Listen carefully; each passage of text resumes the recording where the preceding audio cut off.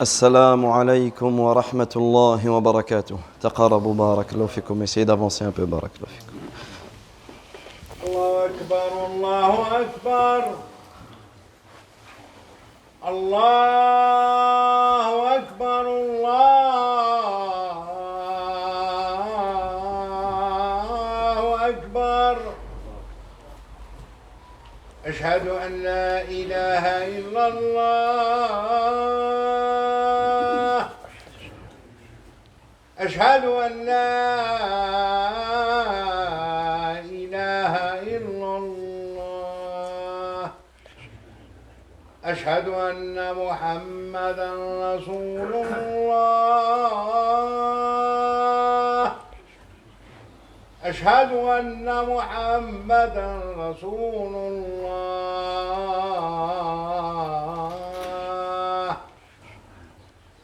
حي على الصلاة.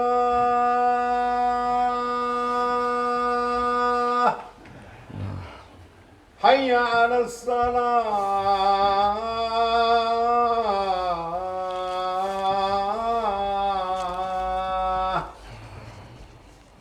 حي على الفلاح.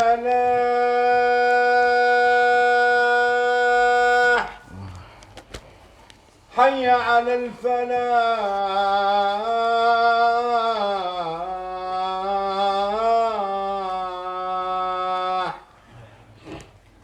الله أكبر،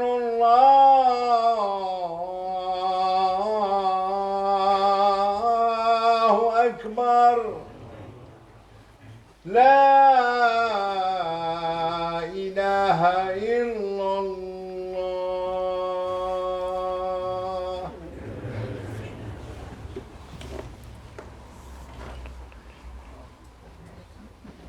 إن الحمد لله نحمده ونستعينه ونستغفره ونعوذ بالله من شرور أنفسنا ومن سيئات أعمالنا. من يهده الله فلا مضل له ومن يضلل فلا هادي له. وأشهد أن لا إله إلا الله وحده لا شريك له وأشهد أن محمدًا عبده ورسوله. يا أيها الذين آمنوا اتقوا الله حق تقاته ولا تموتن إلا وأنتم مسلمون. يا أيها الناس اتقوا ربكم الذي خلقكم من نفس واحدة وخلق منها زوجها وبث منهما رجالا كثيرا ونساء. واتقوا الله الذي تساءلون به والأرحام إن الله كان عليكم رقيبا. يا أيها الذين آمنوا اتقوا الله وقولوا قولا سديدا يصلح لكم أعمالكم ويغفر لكم ذنوبكم. ومن يطع الله ورسوله فقد فاز فوزا عظيما. أما بعد، فإن أصدق الحديث كتاب الله وخير الهدي هدي محمد صلى الله عليه وسلم وشر الأمور محدثاتها وكل محدثة بدعة وكل بدعة ضلالة وكل ضلالة في النار. ثم أما بعد، أيها المؤمنون، 4 تعوذات أمر نبينا عليه الصلاة والسلام أمته بها وحثهم على العناية بها عناية مستمرة مع مر الليالي والأيام لعظم شأنها وكبير أهميتها. بل ثبت أنه صلى الله عليه وسلم كان يعلمهم إياها كما يعلمهم السورة من القرآن. وقد ورد الأمر بها عنه صلى الله عليه وسلم مطلقا مقيدا بدبور الصلاة قبل السلام ومطلقا أي في سائر الأوقات. Chers serviteurs d'Allah tabaraka wa ta'ala, je vous recommande ainsi qu'à moi-même la crainte d'Allah tabaraka wa ta'ala. Et celui qui craint Allah azza wa jal doit savoir qu'Allah tabaraka wa ta'ala le protégera. Celui qui craint Allah tabaraka wa ta'ala doit savoir qu'Allah tabaraka wa ta'ala le préservera. Nous avions évoqué dans la khutbah passée une invocation magnifique, une demande, une recherche de protection auprès d'Allah tabaraka wa ta'ala contre 4 choses. Ces 4 choses, le prophète sallallahu alayhi wa sallam a ordonné sa communauté à rechercher protection auprès d'Allah azza wa jal contre elles. Le prophète sallallahu alayhi wa sallam a incité les musulmans à rechercher la protection auprès d'Allah azza wa jal continuellement dans leurs prières, dans leur matinée, dans leur soirée, dans leur journée contre ces 4 choses. Et c'est pour cela. Et cela nous prouve l'importance de cette invocation. Cela nous prouve à quel point cette invocation, le fait de rechercher la protection auprès d'Allah Azza wa Jal contre ces 4 choses, à quel point cela a une place importante dans la vie du musulman. Le prophète sallallahu alayhi wa sallam a lui-même demandé à Allah Azza wa Jal de le protéger contre ces 4 choses, et il est même rapporté d'une manière authentique que le prophète sallallahu alayhi wa sallam enseignait cette invocation à ses compagnons comme il leur enseignait une sourate du Coran.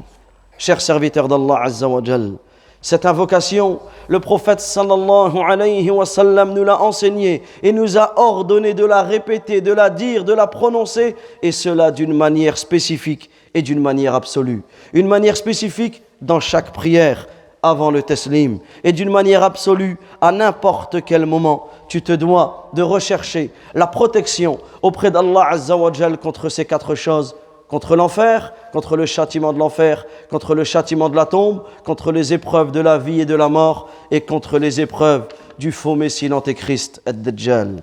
أيها العباد، روى الإمام مسلم في كتابه الصحيح عن أبي هريرة رضي الله عنه أن النبي صلى الله عليه وسلم قال: إذا تشهد أحدكم فليستعذ بالله من 4، يقول: اللهم إني أعوذ بك من عذاب جهنم ومن عذاب القبر ومن فتنة المحيا والممات ومن شر فتنة المسيح الدجال. وروى أيضا رحمة الله عليه في صحيحه عن عبد الله بن عباس رضي الله عنهما أن النبي صلى الله عليه وسلم كان يعلمهم هذا الدعاء كما يعلمهم السورة من القرآن. Chers serviteurs d'Allah tabaraka wa ta'ala, l'imam Muslim rapporte dans son fabuleux livre le Sahih, d'après Abu Huraira radiyallahu anhu, que le prophète sallallahu alayhi wa sallam a dit: lorsque l'un d'entre vous a effectué le tashahhud, qu'il recherche la protection auprès d'Allah contre 4 choses, en disant: Allahumma inni a'udhu bik min adhabi jahannam. Oh Allah, je recherche la protection auprès de toi contre le châtiment de l'enfer. Wa min adhabil qabr, contre le châtiment de la tombe. Wa min fitnatil mahya wal mamat, contre les épreuves de la vie et de la mort. Wa min sharri fitnatil masihid dajjal, et contre le mal de l'épreuve du faux messie l'antéchrist. Et Abdullah ibn Abbas radiyallahu anhuma nous dit que le prophète sallallahu alayhi wa sallam enseignait cette invocation tout comme il enseignait une sourate du Coran. وروى أيضا مسلم في صحيحه عن زيد بن ثابت رضي الله عنه قال: أقبل النبي صلى الله عليه وسلم علينا بوجهه فقال: تعوذوا بالله من عذاب النار. فقالوا: نعوذ بالله من عذاب النار. فقال عليه الصلاة والسلام: تعوذوا بالله من عذاب القبر. فقالوا: نعوذ بالله من عذاب القبر. فقال عليه الصلاة والسلام: تعوذوا بالله من الفتن ما ظهر منها وما بطن. قالوا: نعوذ بالله من الفتن ما ظهر منها وما بطن. فقال النبي صلى الله عليه وسلم: تعوذوا بالله من فتنة الدجال. فقالوا: نعوذ بالله من فتنة الدجال. Également, l'imam Muslim rapporte que le prophète sallallahu alayhi wa sallam, un jour il a fait face à ses compagnons et il leur a dit: recherchez la protection auprès d'Allah contre le châtiment de l'enfer. Alors ils ont dit: nous demandons à Allah Azza wa Jal de nous protéger du châtiment de l'enfer. Recherchez auprès d'Allah contre le châtiment de la tombe. Alors ils ont dit: nous recherchons la protection auprès d'Allah contre le châtiment de la tombe. Recherchez auprès d'Allah rechercher la protection auprès d'Allah contre les épreuves apparentes ou cachées. Alors ils ont dit, nous recherchons la protection auprès d'Allah contre les épreuves apparentes ou cachées. Et ensuite, le prophète sallallahu alayhi wa sallam de leur dire, recherchez la protection auprès d'Allah contre les tentations du Dajjal. Alors ils ont dit, nous recherchons la protection auprès d'Allah contre les tentations du Dajjal. Chers serviteurs d'Allah Azza wa Jal, c'est un hadith nous prouve que le prophète sallallahu alayhi wa sallam a enseigné à sa communauté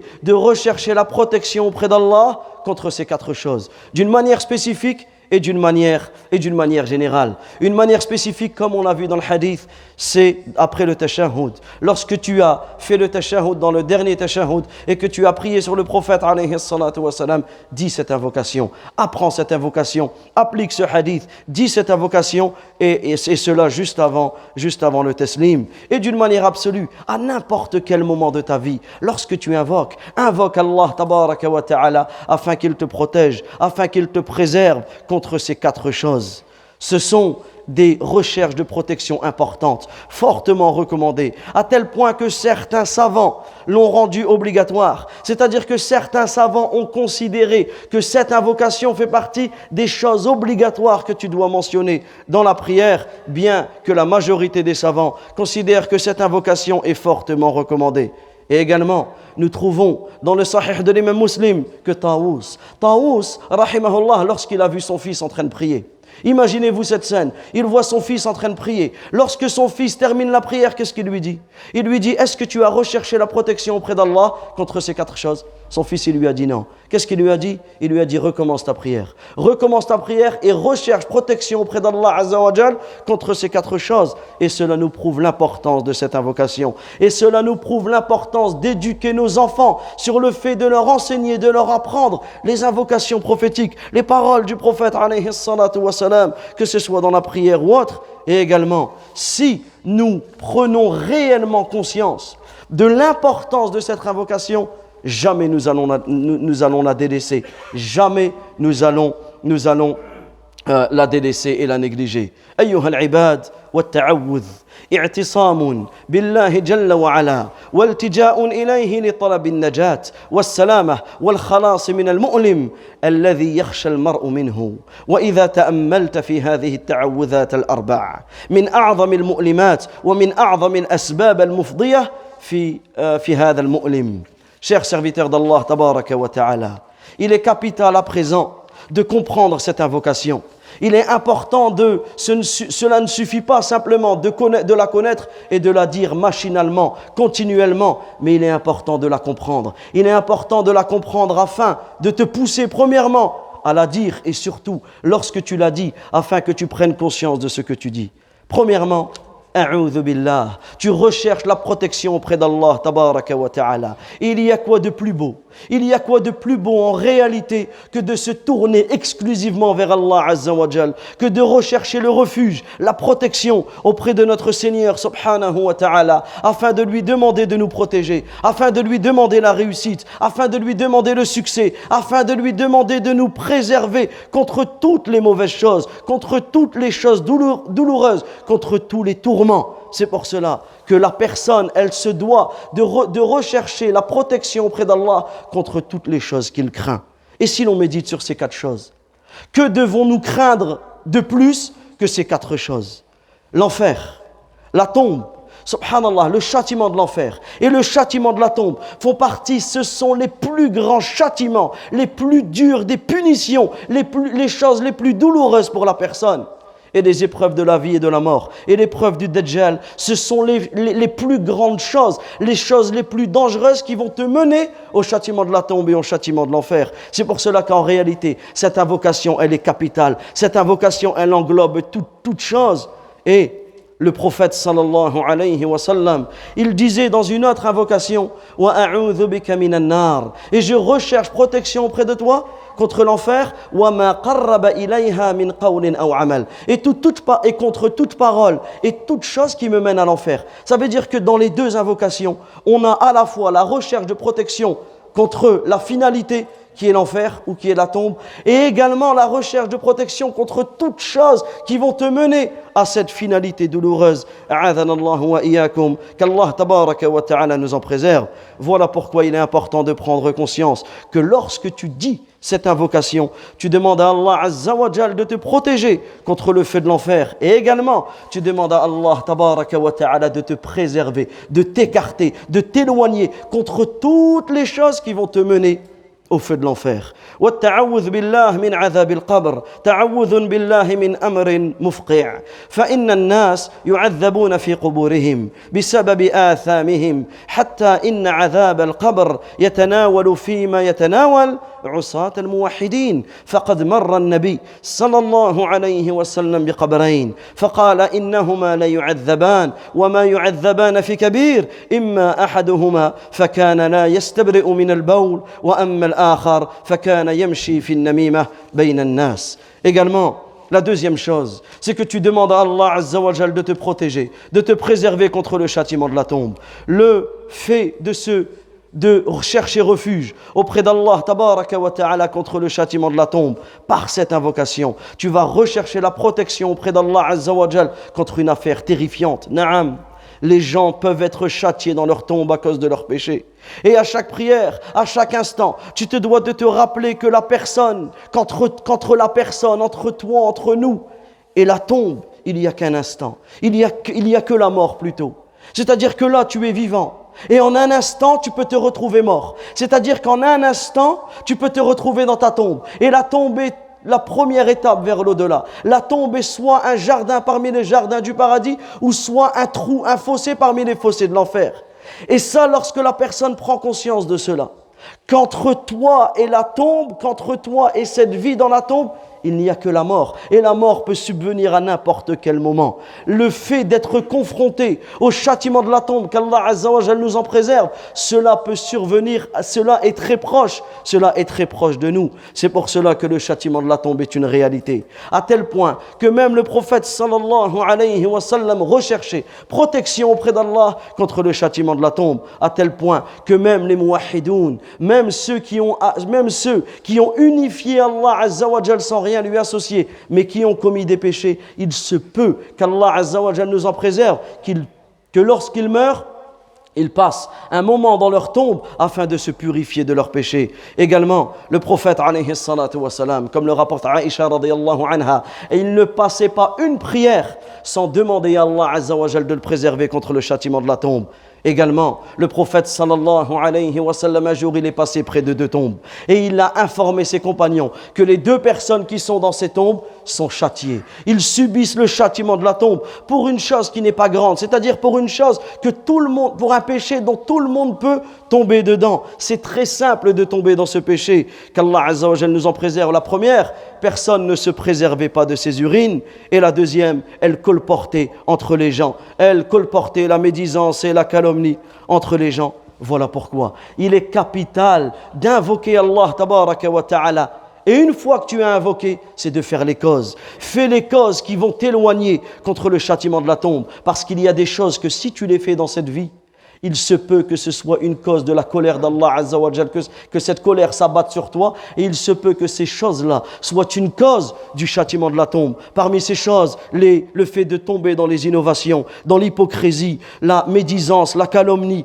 l'ignorance de la religion, le fait de ne pas se préserver des urines, comme on l'a vu, le fait de ne pas appliquer le Coran, le fait de dormir durant les heures de prière, le fait de tomber dans la fornication, le mensonge, le riba, l'usure, le fait de ne pas sortir sa zakat, le fait de faire le faux témoignage, le fait de boire des boissons ou de fumer des choses enivrantes, le fait de voler, le fait de se lamenter, le fait de ne pas rembourser ses dettes, etc. Toutes ces choses-là que le prophète sallallahu alayhi wa sallam nous a prévenu que la personne qui les fait dans cette vie risque d'être punie par cela dans la tombe. Également, lorsque tu invoques Allah Azza wa Jal par cette invocation, tu recherches la protection auprès d'Allah contre les épreuves de la vie et de la mort. C'est-à-dire qu'en réalité, lorsque tu dis cela, tu demandes à Allah Azza wa Jal de te préserver contre toutes les fitanes, contre tous les troubles, toutes les tentations, toutes les épreuves dans cette vie.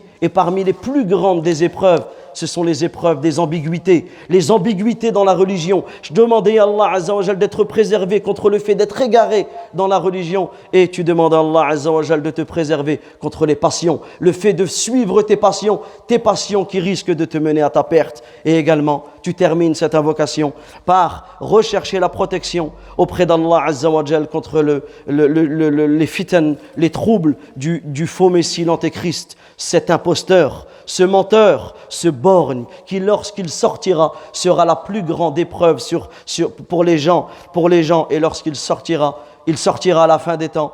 Sa sortie sera un signe de la fin des temps.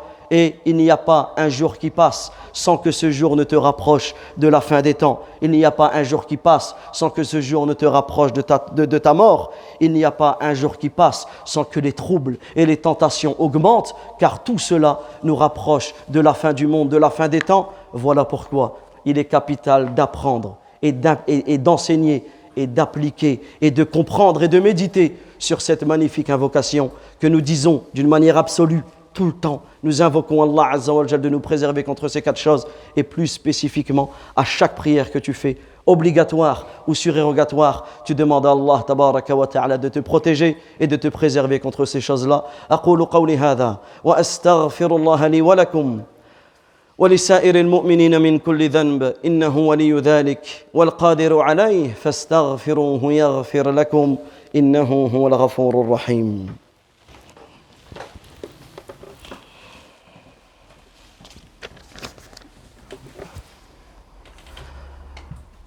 الحمد لله حمدا كثيرا طيبا مباركا فيه واشهد ان لا اله الا الله وحده لا شريك له واشهد ان محمدا عبده ورسوله صلى الله عليه وعلى اله وصحبه اجمعين.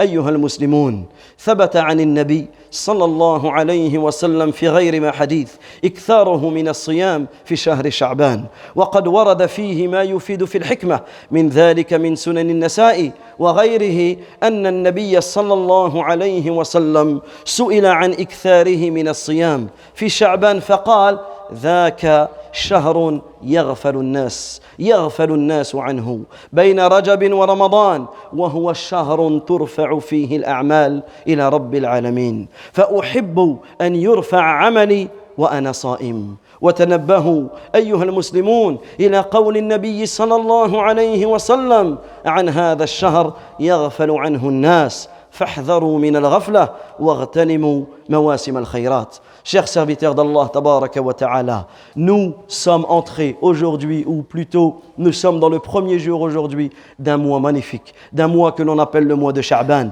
le 8e mois du calendrier lunaire, le mois qui précède Ramadan. Nous sommes à un mois de Ramadan, et il est rapporté que le prophète sallallahu alayhi wa sallam multipliait le jeûne durant ce mois, et il a été rapporté parmi les sagesses pourquoi le prophète sallallahu alayhi wa sallam multipliait le jeûne durant ce mois lorsqu'il a été questionné. Le prophète alayhi salatu wa sallam a été questionné pourquoi il multipliait le jeûne durant ce mois. Qu'est-ce qu'il a dit? Il a dit: c'est un mois qui est négligé auprès des gens.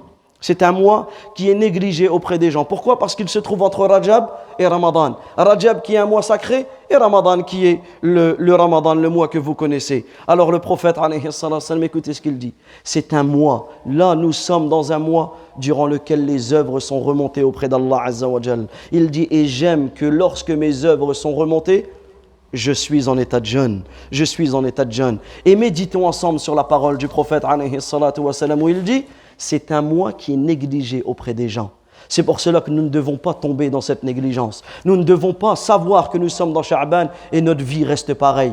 Il n'y a rien qui change, parce que dans ce cas-là, on va rentrer dans le hadith où le prophète alayhi salatu wa salam dit que certaines personnes le négligent. Ne soyons pas dans cela, mais soyons de ceux qui profitent, qui saisissent l'occasion de profiter des moments de bien afin de multiplier les bonnes actions. Également, parmi les sagesses qui a été rapportée par nos savants, dans le fait que le prophète sallallahu alayhi wa sallam nous ait enseigné de multiplier le jeûne durant ce mois, c'est qu'en réalité, en commençant à jeûner dès maintenant, tu vas commencer dès maintenant à préparer le mois de Ramadan. On ne prépare pas le mois de Ramadan avec diverses recettes de cuisine ou autres, mais on prépare dès maintenant le mois de Ramadan par les adorations, par notamment le jeûne, afin de se préparer à ce mois qui est le 4e pilier de l'islam. Également, certains savants ont ramené comme sagesse dans le fait de jeûner ce mois-là, ils ont dit cela est comparable aux prières nawafil, aux prières surérogatoires que tu fais avant la prière obligatoire. Là, c'est la même chose. Tu t'habitues à faire un jeûne surérogatoire avant de faire un jeûne obligatoire. Également, comme on l'a dit, c'est le meilleur moyen de préparer le mois de Ramadan. À nous, dès maintenant, de préparer cet invité. À nous de demander à Allah Azza wa Jal de nous faire parvenir le mois de Ramadan et dès maintenant se préparer par le rappel d'Allah, par la lecture du Coran, par l'istighfar, le fait de demander à Allah Azza wa Jal le pardon, par le repentir, par le fait de revenir sincèrement auprès d'Allah Azza wa Jal, parce qu'en réalité, toutes ces actions, elles ne sont pas demandées que pendant Ramadan. Il ne faut pas se dire j'attends que Ramadan arrive et je vais commencer à lire le Coran et je vais commencer à venir à la mosquée et ceci ou cela. Non, ça c'est tout le temps. À chaque moment, à chaque instant, tu te dois d'œuvrer et de faire le maximum d'adoration. Tu te dois de remplir ton temps dans l'adoration, dans le fait de te rapprocher d'Allah Azza wa Jal et dans le fait de t'éloigner de tout ce qui va te mener au châtiment de l'enfer, au châtiment de la tombe. Wal'iyadhu billah. وهذا وصلوا وسلموا على نبيكم صلى الله عليه وسلم كما أمركم الله في كتابه إن الله وملائكته يصلون على النبي يا أيها الذين آمنوا صلوا عليه وسلموا تسليما وقال صلى الله عليه وسلم من صلى علي صلاة صلى الله عليه بها 10 اللهم صل على محمد وعلى آل محمد كما صليت على إبراهيم وعلى آل إبراهيم إنك حميد مجيد اللهم بارك على محمد وعلى آل محمد كما باركت على إبراهيم وعلى آل إبراهيم إنك حميد مجيد اللهم إنا نسألك الجنة وما قرب إليها من قول أو عمل ونعوذ بك من النار وما قرب إليها من قول أو عمل اللهم اغفر للمسلمين والمسلمات والمؤمنين والمؤمنات الأحياء منهم والأموات وصلى الله وسلم على نبينا محمد وعلى آله وصحبه أجمعين وآخر دعوانا أن الحمد لله رب العالمين